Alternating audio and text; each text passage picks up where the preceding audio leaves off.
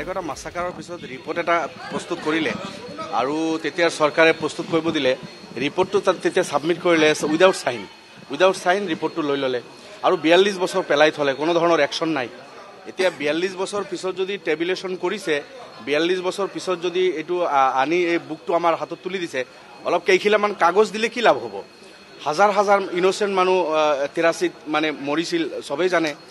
এতিয়াও মানে বুকু কপি যায় সেই ঘটনাবিলাক মনত কৰি। আমিতো সৰু আছিলোঁ তেতিয়া, লাখ লাখ মানুহৰ ঘৰ জ্বলিছিল, এই ঘটনাবিলাক ঘটিল। গতিকে কেইখিলামান কাগজ উঠাই হাতত দিলে যথেষ্ট নহয়।